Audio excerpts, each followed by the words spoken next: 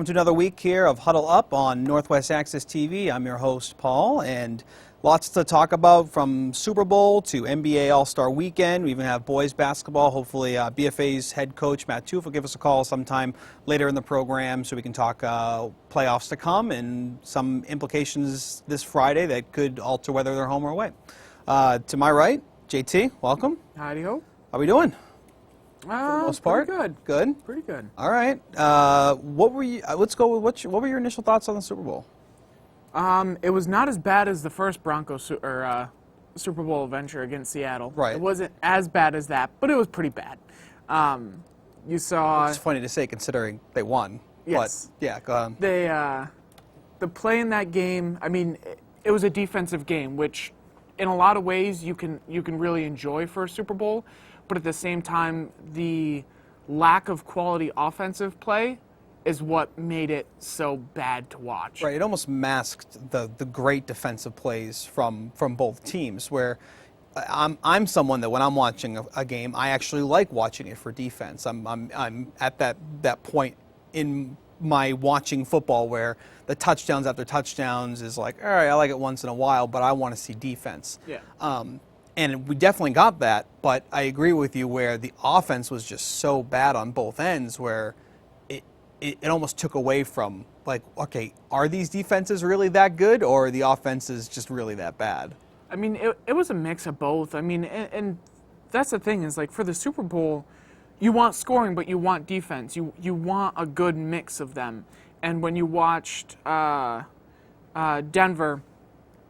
Peyton Manning threw maybe 10 balls that you could literally watch that were just complete ducks, just bouncing end over end, not even close to a spiral. And most of the balls he threw that weren't were 5 to 10 yards in front of him. I mean, clearly just done. Their running game started to look good, kind of went down. Carolina, you saw the nerves of Cam, which is to be expected. Right, he was throwing high. He was everything off target. was over. I mean, this game would have been completely different had he made any of those completions because some of those throws were wide open throws. Right. And that's to be expected, especially out of a young quarterback and a first-time Super Bowl quarterback. I mean, you're not going to blame him for that. I mean, that happens. The part that was the killer to him is when he did catch his stride and start to figure it out, they turned the ball over. Tolbert fumbled once, was able to fall back on top of it, fumbled and lost it the next time. He should have been off the field, man. This is a Super Bowl. You can't turn the ball over. You have Cam, who turned the ball over, didn't even dive for the ball, which is he's gonna be led to a lot of scrutiny for that. It has been already. Oh, yeah. It's only been 3 days since. And you know, like, you turn and he had Cam's interception was right through the hands of his receiver into a Denver player going, whoa, a ball? Right. And then he couldn't even get on his feet. It's not all on Cam's shoulders. You can't blame him for his started jitters, because that's to be expected with a quarterback that young and first time. His team did not help him defensively or offensively. Denver's first drive to get down, kick a field goal, which is to be expected. You weren't expecting Peyton Manning to throw 7 touchdowns, and if you were insane. But Kuechly, where was he during the game? I mean, he did very little. I mean, Jared Allen did very little. Something about when you say Kuechly and Jared Allen, while Kuechly didn't have like the interception we all thought he would, or he didn't have the forced fumble we would think. I remember seeking him out while watching the game, and he was on every tackle. I don't know how many he came out with at the end of the game, but it almost seemed like every time the ball handler was down, Kuechly was there.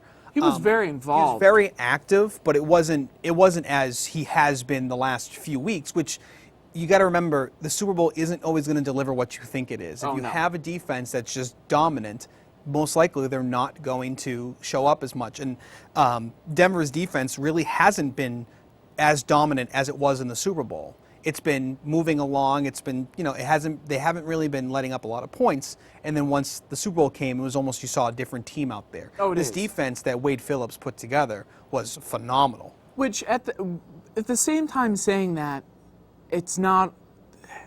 Von Miller was incredible. he had an amazing game, and I'm not taking anything away from him. But that defense looked good because of how bad the offense was for Cam. Right. I think a lot of the, like you're saying, a lot of the nerves, and I actually thought some of the coaching decisions and time management was terrible for. They didn't put them in. Okay, I said this.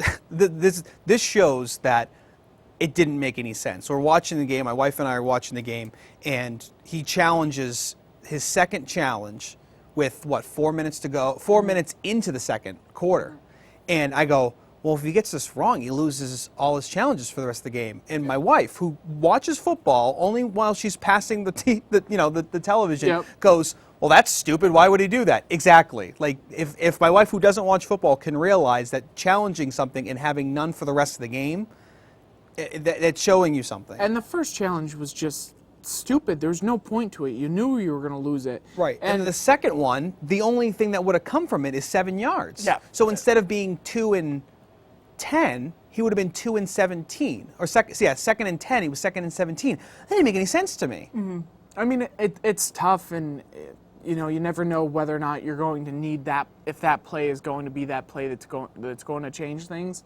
But I mean, both challenges were bad challenges. The play calling on the field was bad, but it was bad for both teams. Mm-hmm. I mean, it was a clear offsides on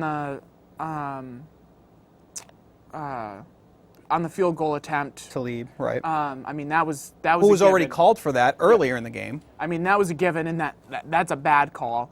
You had first down for Cam Newton when he goes for a slide, but if you slide feet first, you've given yourself out and you're down. Where you slide. Which, it's so, here's the thing. The NFL creates these rules for the average football player. The not average football player, similar to like a Des Bryant catch, or something similar to this, a Cam Newton who would use a slide like that to avoid somebody, to avoid contact and to keep going. Because honestly, if that were part of the rule where he's down and he's not touched and he can get up and go, it's a heck of a I mean, that was a heck of a play. Yeah. How close he came to touching someone and just avoided it altogether was a lot of fun to watch in replay. Slow motion, that was a lot of, it was really cool to see. It might be one of those things that the NFL looks into where if he's touched and he slides, he must be touched. If he's not, he can get up and run. So I know they're trying to protect the quarterback, but that was a play that could have went for another 30, 40 yards. No, it is. But at the same time, you look at that and you can go, well, you have a quarterback that's sliding on the ground.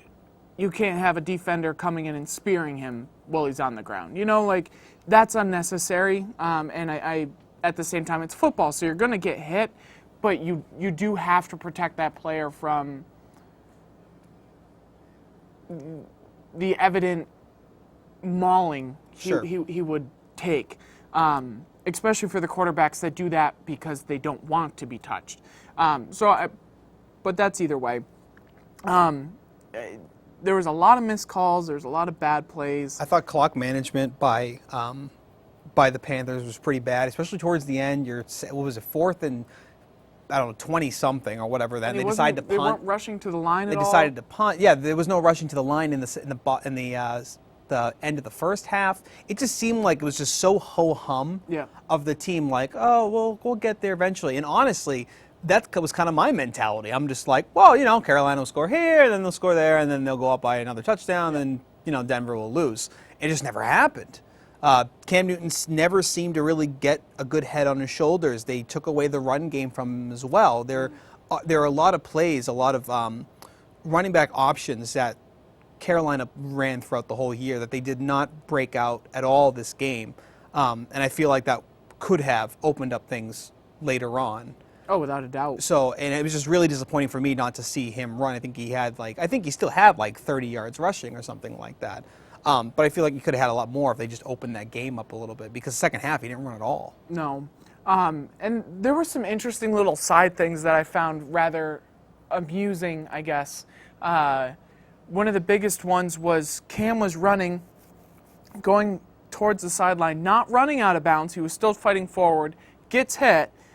They go out of bounds, and the Carolina bench player comes up and I did say rocks Ely. Miller. Ely, right?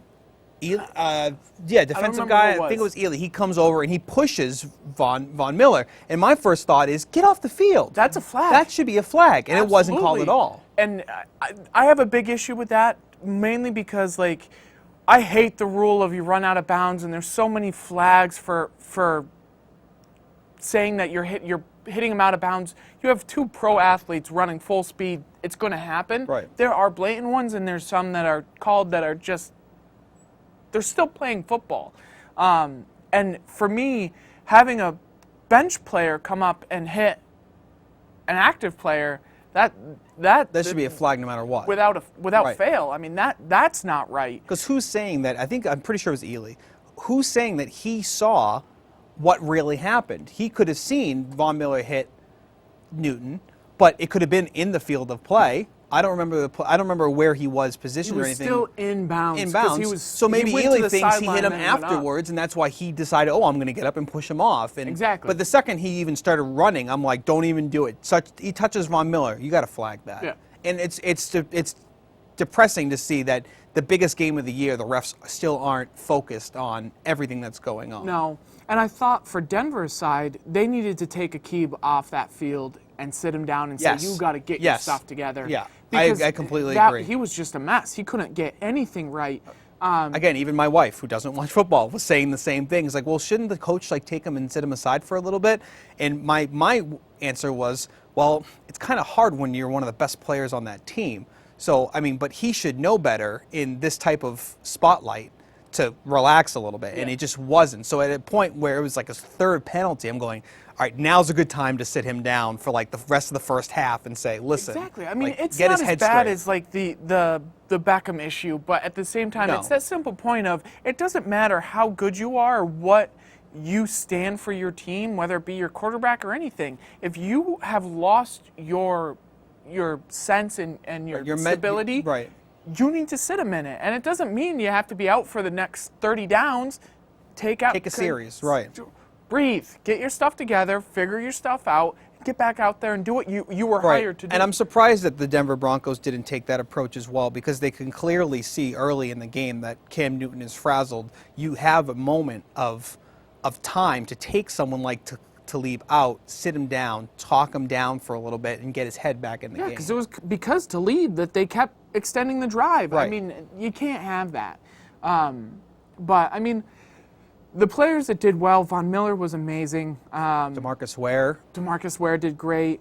I felt really bad for Stewart. I was impressed that he continued to play.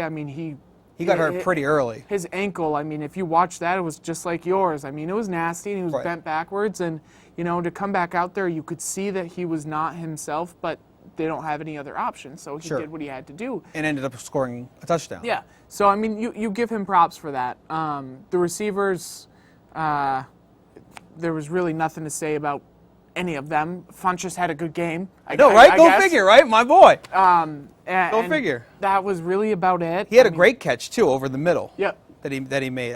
There was on the offensive side for Denver. Again, Demaryius Thomas paid like an all-star, shows up like a rookie. He didn't play at all. I think he caught one ball the whole night, and even got hit and lost a ball over the middle. I think Emmanuel Sanders was the big get for. She always is. Yeah, he's going to get those touches, and he kind of he helped extend drives for Peyton. I think there was one up the sideline that he had caught where I'm going, whoa. Yeah. And he does. He shows up at the right time. He has his whole career. Yep. So, the one thing I kept thinking though is that Denver's ahead. All that Panthers have to do is get close, and you're going to throw Peyton off. If they scored one touchdown, the game would have switched completely, because you're getting this conservative quarterback in Peyton Manning, who still threw a pick to a defensive end or whoever it was. You would get this quarterback who's playing conservative, and now he has to up his game, and he can't, which would have led to more mistakes and more opportunities for that Panthers defense. But because Denver was able to just kind of pull away and never look back. Yep. That's how that's kind of the way the game went. And other than was it Anderson's touchdown for Denver, they had a terrible time in the red zone. Oh, awful. They couldn't do anything once they hit that 20. They were all year, And when I was watching that, I mean, they talked to both teams obviously before the game, and they asked Payne, what do we need to do, or what do you need to do to win this game? And he goes, we have to score in the red zone. We can't settle for field goals. And what was it? Field goal after field goal after field goal. I mean, they can't. Payne is done. I mean, without fail. You would hope, honestly, and on two levels. One, he clearly doesn't. He's not the Peyton of old. No. Or Peyton of young, rather. He doesn't have what he's had even remotely last year. So if it's coming down to physicality, what team is going to give you a chance to throw 20 picks to 10 touchdowns? It's not worth his aggravation to go through training camp again and to go through practices and preseason to barely play an entire season. The other part is you just won the Super Bowl. Not many quarterbacks, I can only think of one, were able to retire following the Super Bowl, and that was John Elway. Yeah. So it just, to me, this is the perfect and prime example and time to step away from the game. No, it is. And, the one thing that was, well, there are two things that I'm going to say about Peyton Manning. First of all, I was extremely happy that they did not give him MVP on the simple stature of Peyton. Right. And I expected them to, and I was really, really glad they didn't. At halftime, I had texted my father and I said, Von Miller. And he goes, really? I said, he's already playing great and the game's only half over. Oh, yeah. And he's like, you don't think they'll give it to Peyton? I said, damn, I hope not. I hope they don't give it just because they've done that. They did that with Tom Brady for one of the Patriots Super Bowls. I think it was Ty Law or someone on the defense should have won that MVP because of the plays he made. But they gave it to Tom Brady because he was the quarterback. He's the leader of the team. So I'm glad that I agree with you. I'm glad they didn't give it to Peyton on that matter. And, the last couple of years, the press conferences for the Super Bowl have gotten a lot of hype and a lot of everybody cares about the stupid press conferences. You mean on the field or afterwards? Both, and before. To come out minus, yes, it's a question that everyone wants to know: is Peyton Manning retiring? Anyone in their right mind is not going to give you an answer at the end of a game. Right. Stop asking the question. Every single person asked, are you retiring? Shut up. He's not going to tell you. Have common sense. I'd rather hear you ask a question that, hey, we might actually get a real answer to. I had enough of that. I mean, at the end of the day, players are going to make their choice well after all of that ends. There's a lot still going on. I mean, there's a lot of emotion, a lot of hype. And he made that very clear the first time that CBS asked him, saying, I'm not going to make an emotional decision. I'm going to do other things, and then we'll decide later when I'm with my family. There's still weeks of stuff together as a team that they're going to do to celebrate what just happened. Not only that, but then you have to take in the physicality part of it. You need to meet with your doctors. You need to find out where you stand, and are you physically capable of continuing. You need to have that conversation with your family. Because honestly, Peyton Manning, he was obviously off and on this entire year, but there's nothing that says that he can't go to his doctor, and his doctor says, listen, if you follow this regimen, you could probably play for another year. There's nothing saying he can't do that yet. I know we're all looking at TV and going, he's done, he's horrible, he's awful, but maybe it's because he's obviously hurt. Yeah. So maybe he goes to a doctor and says, well, if you did this and this, you might be good to go by week 3 of the NFL season, and you'll be back in, normal 80%, 90% form. And he might go, well, and maybe I'll play again then. Yeah. So we really don't know. So again, stop asking the question. I honestly would have liked to have heard, so now that you have the same amount of Super Bowl wins as your brother, who's the favorite in the family again? Not that. When you watch Denver win, they shot the camera at Eli. It wasn't win. They scored. Anderson scored his touchdown. They went ahead by like 10 or something like that. So mad. Mad? I don't think mad's the right word. I think it was befuddled. Is something I'll throw out there. Just beside himself. Did you hear what TMZ had asked him? What happened? They're not afraid to ask anybody anything. And he goes, honestly, I was just trying to do the math in my head to figure out, okay, they're going to go for 2. They'll have this much time left, blah, blah, blah, blah. And TMZ was like, are you sure that's what you're thinking about? Because it didn't look like that's what you were thinking about, because you know what everyone's saying, right? And he didn't give an answer to that. But it was the same thing, like, oh, crap, he's as good as me again. Now, with that, I'll ask you, is he, when it comes to postseason Mannings, I still give it to Eli. Oh, I do too. Because what Eli was able to do against in the postseason and against 2 very good New England teams well exceeds what Peyton has done in his 2 Super Bowls. Oh, without a doubt. Because this one I can't even count. No. How can you? No. Eli is definitely the stronger quarterback during the playoffs. I cringe. I know it hurts to say that, doesn't it? It really does. I know. You know, when you look at the records, when you look at their seasons, Peyton Manning is now going to completely trump him because of he got that 2nd Super Bowl. He now takes all that fame and glory away from Eli without a doubt. Regardless of how they did it, he has 2 Super Bowls. And that's what matters. Because that's what a lot of people say, and that's why I'm not going to discredit 2 Super Bowls, because a lot of people will say, oh, well, he's got 3 championships. It's like, oh, you're right. It doesn't matter how you got there, you still have it. Mm-hmm. So, I mean, that's kind of the way that I look at it as well. He has 2 Super Bowls, and he's also probably, arguably, the greatest quarterback of all time. Yeah. So, how do you compare? You can't. You can't. I mean, Eli he's a first ballot Hall of Famer. Eli needs, if Eli wants to build his legacy and he wants to be better than his brother, he has to prove it. And it's not necessarily winning another Super Bowl. It's during the season play. It's getting your team where they need to be. It's being a leader and not letting your star receiver have those issues. For me, it's being a leader. I want to see leadership from Eli Manning. If you can prove that for however long you're going to be playing, whether that's 6, 7, 8 years, however long he has left to play, because he's still a very young quarterback. Isn't he? He's like 29, 30, something like that? He's like 33. Oh, I thought so. He's a little up farther than I thought. But if he's able to play for another 6, 7 years and show that he can be a leader on a team, I mean, that's where I'll start to give him a little more credit. Is he going to be the leadership of Peyton Manning? Absolutely not. But that's what I want to see more from Eli Manning, and that's where I think he needs to excel now that I think his brother's going to retire. Yeah. Now let's flip it over to Cam here for a minute.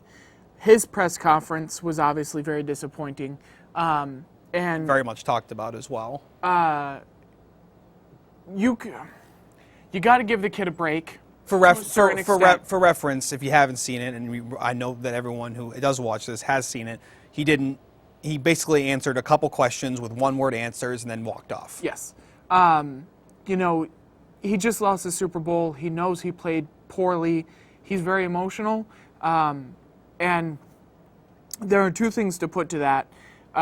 Everyone loved Cam. Well, not everyone, but you loved Cam this season because of his emotion, because of his smile, because of his enthusiasm, and the attitude he brought to his team. That's all fine and dandy. You got to do that when you lose, and you got to learn how to be that man. He is 26 years old. It is time to grow up. You're not 21. I mean, you got to figure that out. I mean, I do give him a little bit of slack. I mean, that is an emotional endeavor. Honestly, I think I would have given him more credit if he had done this after losing to Atlanta. Is that who they lost to this year? But I don't. You sit there all season and you talk and you talk and you talk and you win and you win and you win. If you lose, regardless it's the biggest game of the year, you have to put your dues in. You have to show your leadership to the team that your head is still in this and that you're still looking forward to next year, and that you're the face of the franchise. You have to put your team in good light. Sit there, answer the questions. Even if it's one word, I would give him more credit for giving one-word answers and just answering all of the questions than not at all. Well, even the one word was not even an answer to a question. It was yep. Exactly. You got. But I would have given him more credit if he just done that the whole time than to get up and walk off. And I understand. In a way, I understand. Biggest game, you don't want to lose. You don't want to answer questions. Part of me feels that the losing team shouldn't have to be subjective to that, because that's really not the thing you want to do right away, is answer questions of, so why did you lose? You saw why we lost. It's pretty evident. Talk to me in a couple days. All the teams have these, post-season team meetings and things like that. open up a little media time for that if you have to. I mean, for the losing team at all. And obviously the winning team wants to talk as much as they want, as much as they can. I agree that you shouldn't talk to the losing team because it's unfair to them because the people like Tom Brady loses, yeah, you're going to be able to have a press conference with him. Peyton Manning loses, you're going to be able to have a press conference with him. These guys are 39 years old. They've been around the block a time or two. This is a kid. I mean, you have to remember, he's a kid. He's still young. He's still trying to figure it out, and it's unfair to put that pressure on him. Did he handle that well? Not at all. No. He failed with flying colors, but he shouldn't be held to that scrutiny because it is. You know the questions you're going to be asked. Why did you lose? Well, because I sucked. Okay, great. Right, which he did say against Atlanta when they lost. He goes, "Oh, so what happened?" And he was like, "We sucked today. Clear as day. Yeah. We were terrible." I mean, you just lost the most important game, and now every question is going to be battering how bad you were. No one needs that. No one wants that. And that's why I was saying I think that it's silly to interview that losing team because that's the last thing they want to do is explain why we lost. I could understand maybe the coaching staff. Yeah, coaching staff which makes sense to me because that's a lot. Those are a lot of questions that can be answered through the coaching staff as if you use the coach as kind of like that middleman between the players and that's fine. Because you used to have that back in the day where the only person that would talk would be the coach, and that was it, win or lose. Well, the other thing, too, is I was thinking, like, with Cam Newton, in that press conference, I would have respected him if he came up and said, Peyton played better, I didn't play well, you'll see me next year in the same seat. Perfect. Walk off right then. Walk off, done. I'm fine. You made a statement of saying, I'm right, not and that's done, the problem. He I'm didn't say coming anything. back. He didn't No. say anything. And I think a statement would have been a lot better than it. And we're still waiting for said statement, too. Yeah. So we also made a couple of Super Bowl bets as well. We obviously did not get the predictions right. We thought that they would win by at least a field goal. The Panthers would win by a field goal or multiple touchdowns, and that wasn't the case. Well, we made some. We took on some of the prop bets. We put lunch on it, and some of them are controversial, and some of them just didn't pan out.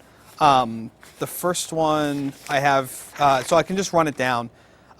Will Mike Carey be wrong about a challenge? Go figure. He was, and very quickly in the game. We gave our love to Mike Carey and said he's not going to get anything wrong. It's the biggest game of the year. Blah blah blah. Sure enough, he was wrong, but I don't agree with it. It was a challenge on I think the Panthers caught a ball.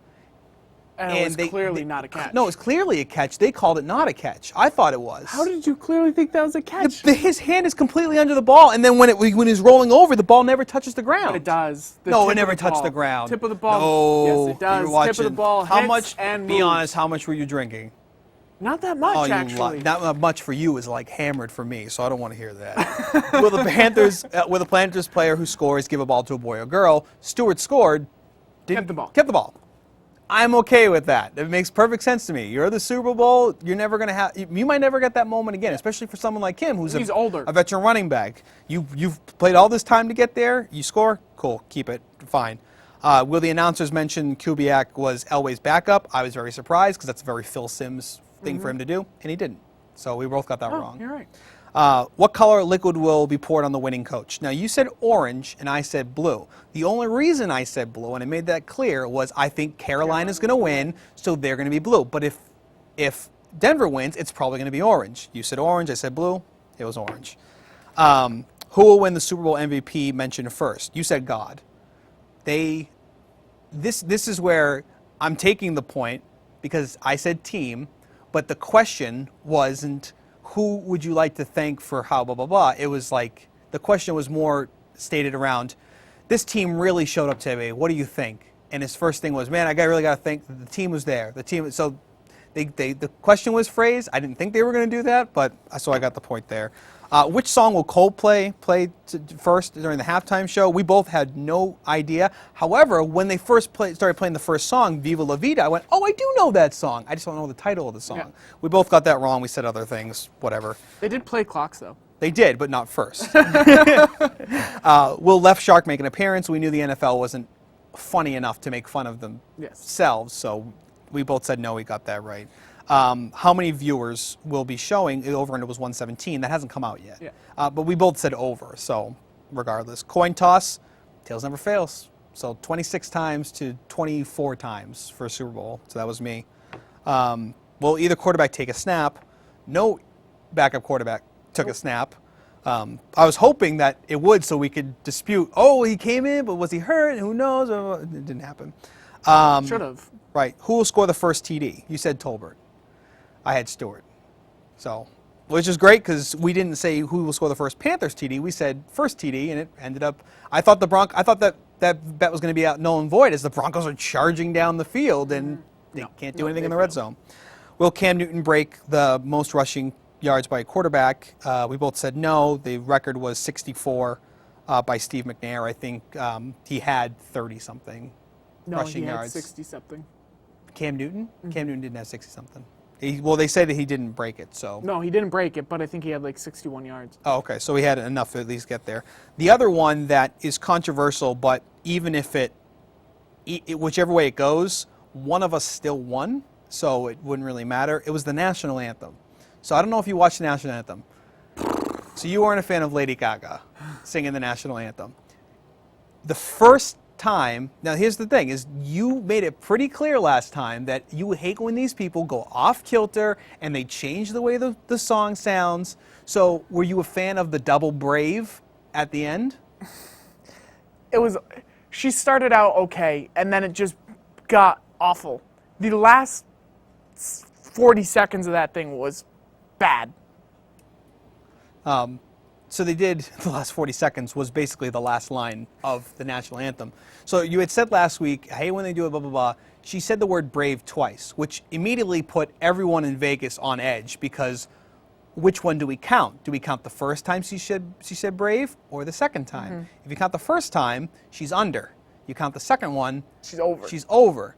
Now, Bovado is the big Vegas prop bet out there. They're paying the under because she deviated from the original song. That's what their explanation was. So at a score of 5-3, I like Twigs, so we can go there and pick up lunch there. They got some good food there, so that works for me. Pick up beer, that's all I care about. There you go, 5-3 prop bets. So 5-3 in prop bets, but we were also like, I think we got 8 and 9 wrong. So don't take our really word for it when it comes to betting against that kind of thing. We'll make a little of some more bets later. We're going to talk NBA All-Star Weekend as well, which I'm so thrilled is so quickly after because it gives me something else to look forward to. Do you want to talk? So that's pretty much all I have to say about Super Bowl. I thought halftime was pretty good. It wasn't amazing. I'm surprised Lynch is retiring. That's my only other football thing. I wasn't surprised at how he did it, though, and when he did it. Middle of the Super Bowl, I'll just send out a little Instagram. I'm out type of thing. I'm not surprised at all. I actually had to remember that he played in Buffalo because I feel like my entire memory bank of him is with Seattle. Very young career, but he's got a Super Bowl nonetheless. Hang him up. We'll always know him as Beast Mode and the Skittles, and I'm just here so I won't get fined. That's the things I remember him from. Yeah.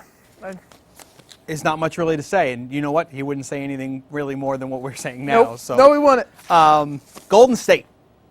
This team, we've been saying it all year, how excited we were about this team. And it's one of those things where it doesn't matter if they have a 10:30 game at night. I'm pretty much changing my schedule to stay up and watch them. I really thought the Oklahoma game was going to be better than it was. The last 5 minutes was fantastic, but I thought that Golden State would really put more of a fight up throughout the entire game. And we really didn't see that. And regardless, Durant and Westbrook still had great numbers. Is that the team that's going to be able to give Golden State a run? No. What team is going to be able to step up? Is there a team that can step up? Because the one thing you got to remember, it's not one game and done. Who's going to take this team on for a 7-game series? San Antonio is the only team that has a chance, and it's a very, very tiny chance.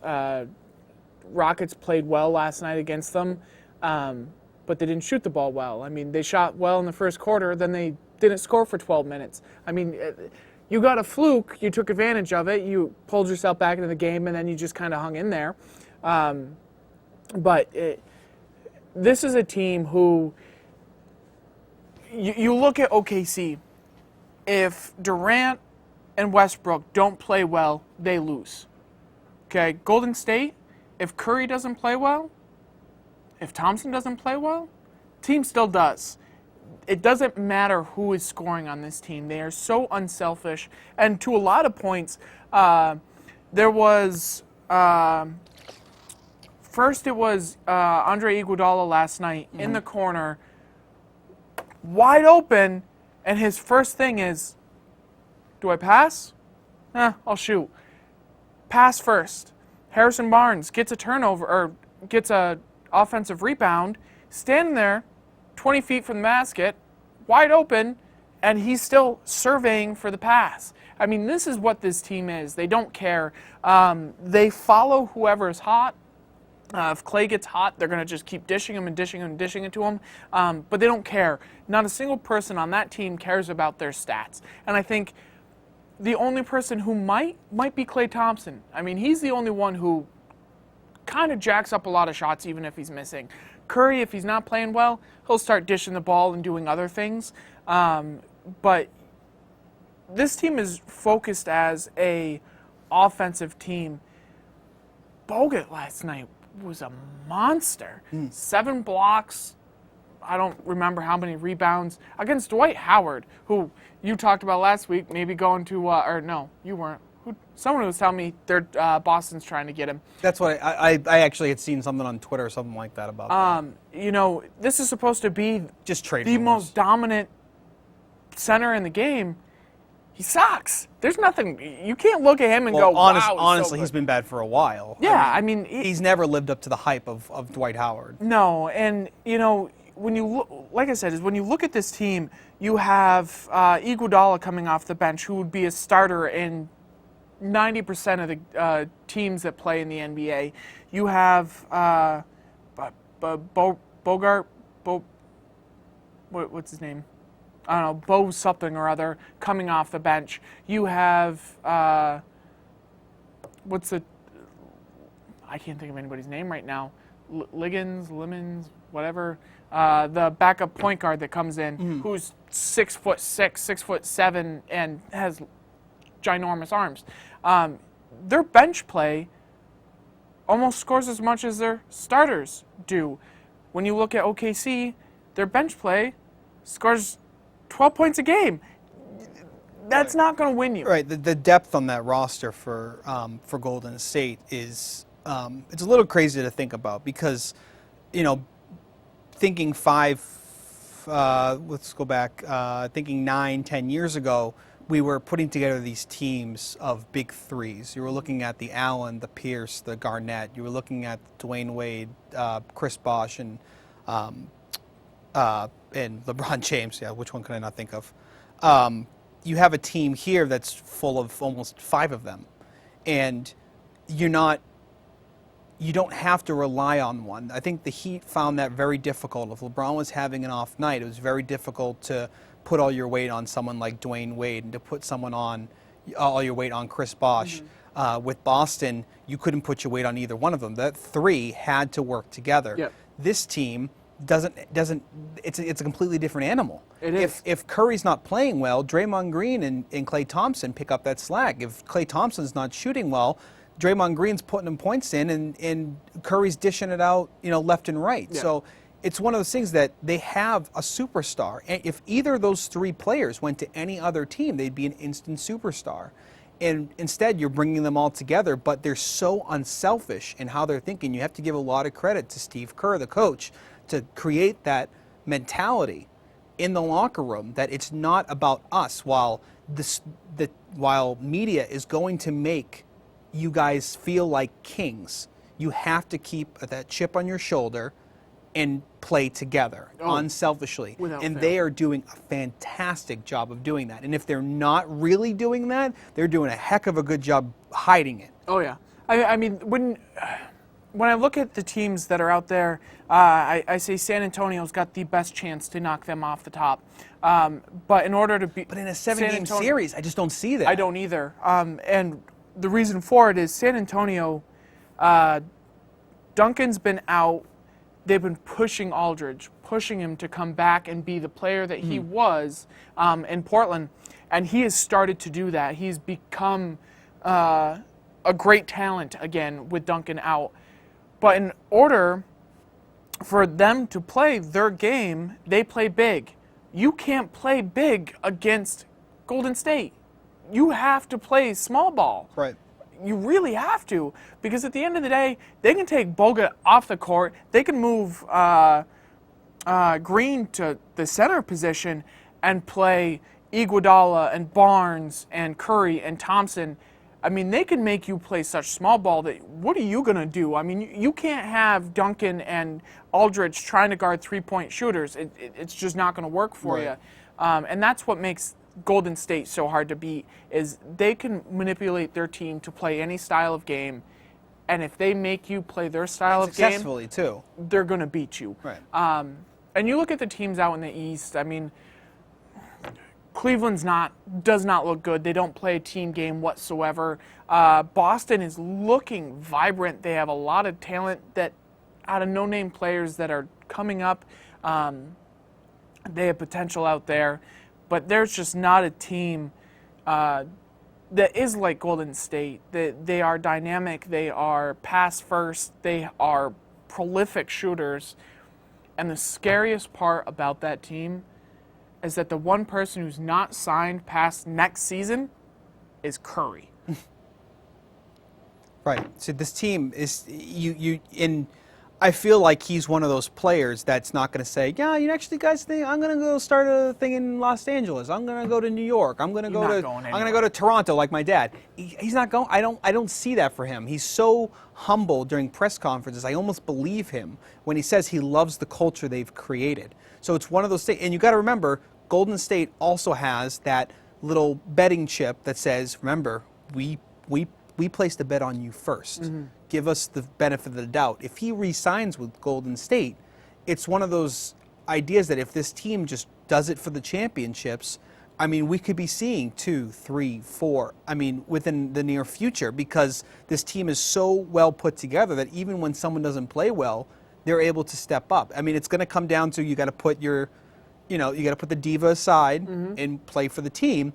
But you would think that most of these players understands how well they mesh, and it's evident. It's not only understanding how well they mesh, but it's accepting the winning mentality over the paycheck. Because can Klay Thompson go out and sign with anybody and make top dollar? Sure, absolutely. Can Curry? Absolutely. But will they continue to win championships? No, they won't. And I think they know that, and I think all of them accept that. And Curry, like you said, Curry's a very humble guy. He is a very respectable, great attitude guy.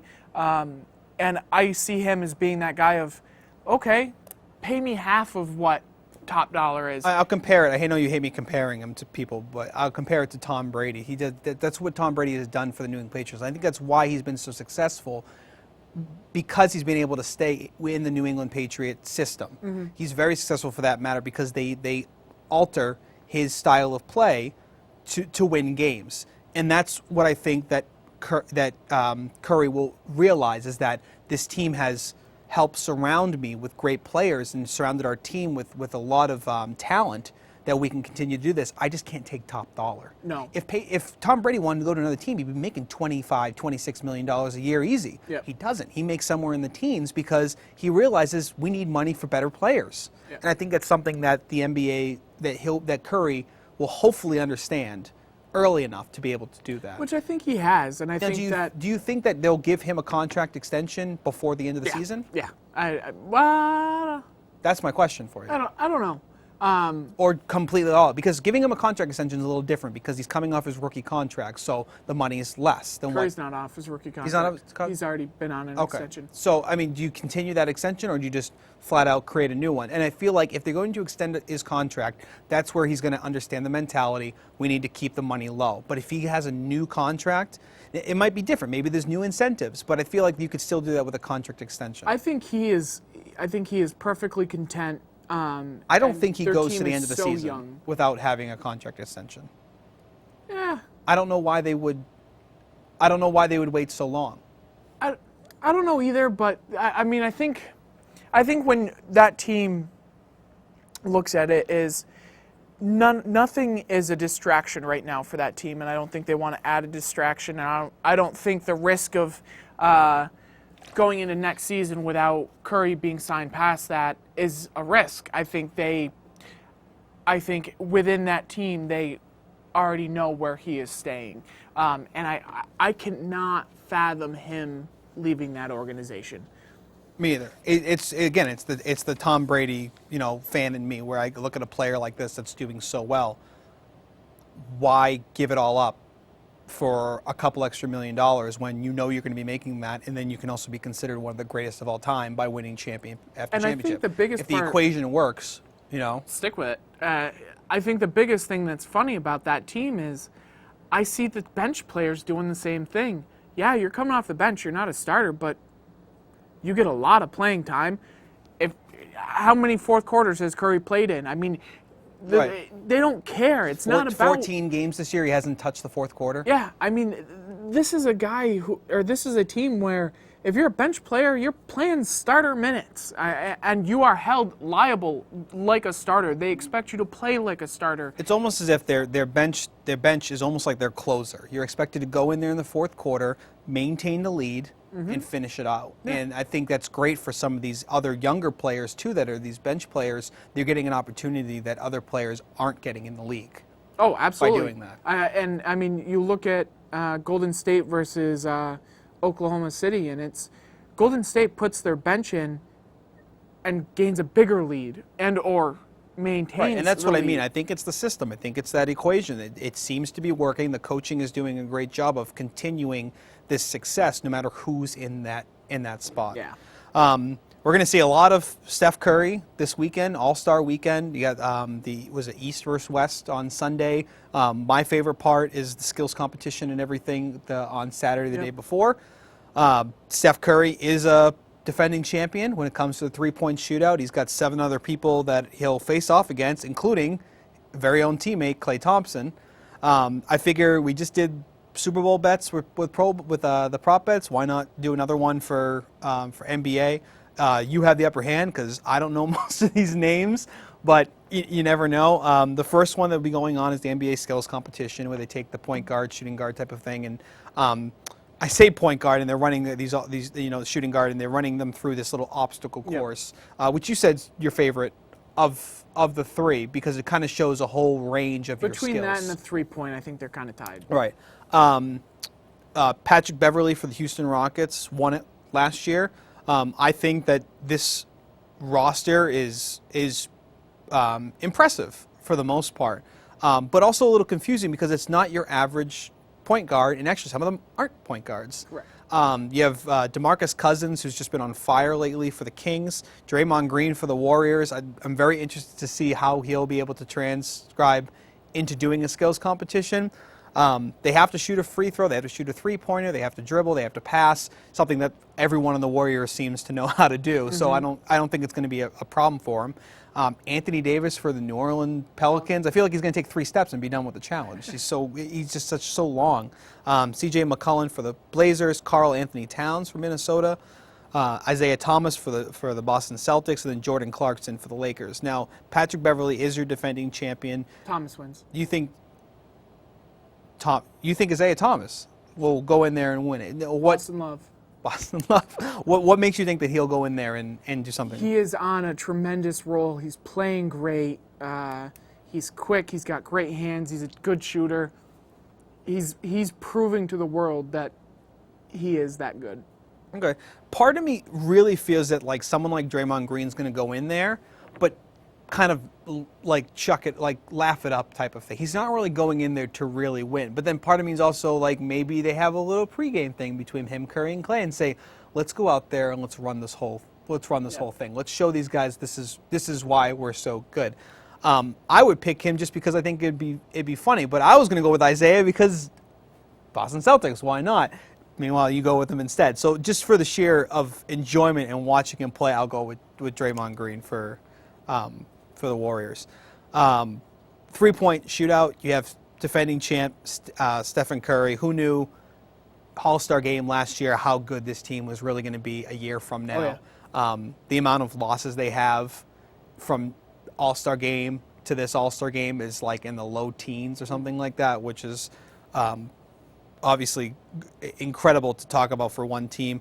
James Harden for Houston Rockets, Klay Thompson for Golden State, Chris Middleton for the Bucks, Kyle Lowry for the Raptors, hometown for him because it's in Toronto, J.J. Redick for the Clippers, Chris Bosh for the Heat, which again surprised me a little bit, and then Devin Booker for the Suns. If you're looking at that list, do you just say it's Curry's to lose? What would make him get out into of the a first rhythm? 6 shots that he took last night, do you think anyone's going to beat him? Right. But can he get? And he's one of those players that if he wins the first round, I feel like it's just only going to excel. It's kind of like with the home run derby. You have a great first round, you're going to continue to excel. And it's also remembering that Toronto may be what's his face's Lowry team, but where did Dell play? This is as much a home game for Curry as anything else. And that's what they were saying throughout all last week when I was listening to like ESPN, things like that, was it's almost like a homecoming for Curry because he's played on this court, he's practiced on it, he's been in the locker room, he's been to this, he lived in this city, he knows this area. So it's going to be, I feel like of all people in this whole, regardless of what team you're on, he's going to excel more because he has that relationship with it, and I think he'll thrive off that. I would have loved to see all 5 starters for Golden State in the 3-point. In 3-point, yeah. I mean, why not? I think Redick, Curry, and Klay will be the final 3, and the way Curry is shooting, Godspeed trying to beat him. Okay, so you're going with Curry for that one? We'll give you the handicap and just let you win on that one. I pick this kid every single time he's in a 3-point contest, only because of what he was able to do in college. And he's finally, I can say finally, starting to kind of make a name for himself in the NBA. You're seeing his name more, and that's J.J. Redick. I always seem to pick him. I don't know why. I think it's just I loved him so much when he played for Duke, and I did too. I can't get enough of him, so I'll go with J.J. just for that reason. This one, this is kind of a toss-up for me because I really don't know any of these players. Just because I'm not a big basketball player. I know a couple of the names. The slam dunk contest is only 4 participants this year. Who even cares? And at this point, I probably won't even watch it. Right, and I think it's the last one of the night, which means that I don't have to watch it. Exactly. I don't have to. Oh, great. Okay, cool. I don't have to. I can. You watch it on SportsCenter in the morning. Like, and you're like, oh, cool. good. He did that thing with between his legs. Cool, awesome. Zach LaVine, I think he's 20 now, or he's still 19. No, he's got to be 20 now. For the Minnesota Timberwolves, he's your defending champ from last year. He's the one that wore the Toon Squad shirt last year, which is really the only thing I remember from him, is wearing the Toon Squad shirt and dunking like Jordan. Aaron Gordon for the Magic, Will Barton for the Nuggets, and then Andre Drummond for the Pistons. I would only go with LaVine because that's the only one I know. I'd go with Drummond. For any reason?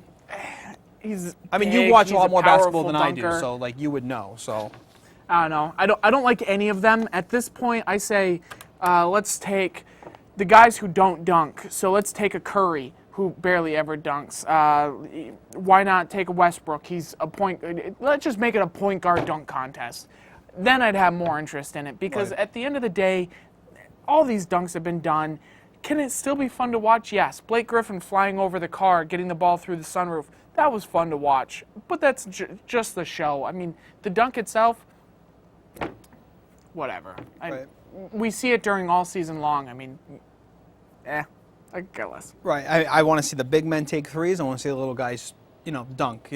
I want to see things we haven't seen before. When you watch these All-Star games, it's kind of a repetition when it comes to the dunk contest. Like, he jumped, he did it with his legs, backwards, great, okay, but he did it from here.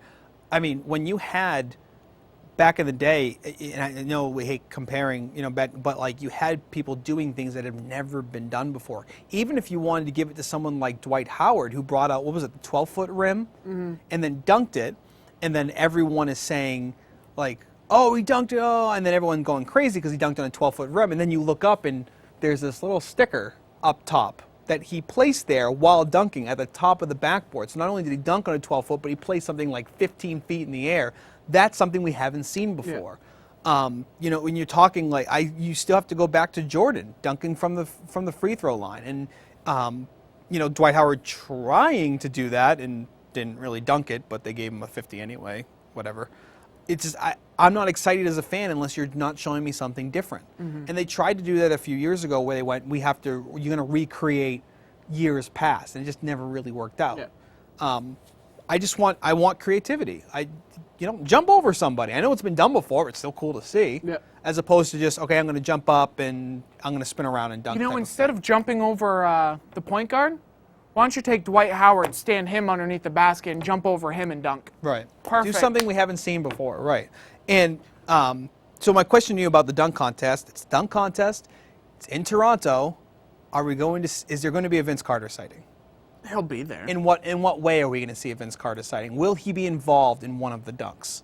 I'm sure he will be. I think that would get me excited. Yeah. Is seeing Vince Carter out on the court. Is he going to dunk? Don't care if he doesn't dunk. Is he going to be involved in a dunk? That would get me excited to watch this. I would not be surprised if we don't see either his legacy of windmill dunk or putting his hand in the basket, which I love, at some point during All-Star Weekend. My guess is we will see him do that one way or another. I would assume that being in Toronto, and I know he played for New Jersey as well, but I would assume that they would have some type of homage to him because it's the dunk contest in Toronto. And, I mean, when you think of Vince Carter, that's really all you do think about. So, like I said, excited about it, but only for that. What about the game? What excites you about the game that's coming out there? Because a lot of people kind of toss it up as a joke, almost I love the game. Very Pro Bowl-esque. Who's MVP? Everybody. Of the game. Everybody is. is. Of the game. I don't think the players play. Well, we know Steph Curry's never going to play the fourth quarter. So, I mean, who do you that's the obvious answer. The obvious answer is who's the greatest player right now in the NBA, and it's Steph Curry. Kobe Bryant. My guess is he's going to score 60 plus. So you're going the Peyton Manning route. You're saying, well, it's his last hurrah, so let's give him the MVP. He's been playing better. You've been saying this all year. Give Kobe the ball. Just feed him the rock. Doesn't matter. Just feed him the rock. This might be that game where Kobe's it happens. going out big. So, I mean, and I'm still waiting. I'm still waiting for that Kobe Bryant moment. He's playing in Cleveland tonight, Wednesday. What do we have for the day? The 10th. He's playing in Cleveland tonight. It's his last game in Cleveland, so it should be it'll be interesting to see if the Cavaliers do anything for him. But I mean, I'd love to see him go off tonight. That'd be great. We're still waiting for that moment, and I think that I'll be more disappointed in his final season if he doesn't go out and throws at least 50, 60, 70 points out there. I know I'm asking a lot of a 20-year veteran, but that's something as the casual fan. That's what I get excited about. Yeah. Is thinking about, well, he's got to go out one more time, right? Yeah, he's not winning a championship. Right. I mean, there's that's nothing to lose for. There's nothing to lose. If you're feeling good doing shoot around before the game, just take over. And then that's what we have one more minute here on Huddle Up. That's the one thing I was kind of disappointed about, that he wasn't partaking in any of the skills competition, because I feel like after 20 years, why not do so? And he really didn't have a big hand in All-Star Weekend, I don't think, throughout most of his career. I think for the three-point contest a couple times, but nothing crazy. And dunk contest. Right, so I would rather see him kind of be like, I'm going to do all three, who cares, type of thing. Yeah. But I understand 20-year career, but you're a millionaire. Yeah. Put on a show. So that's all the time we have for Huddle Up this week. We'll be back next week. In the meantime, we're Huddle Up, but this Sunday, Valentine's Day, cuddle up with your loved one instead. And we'll be back next Wednesday from 2 to 3 here on Northwest Access TV.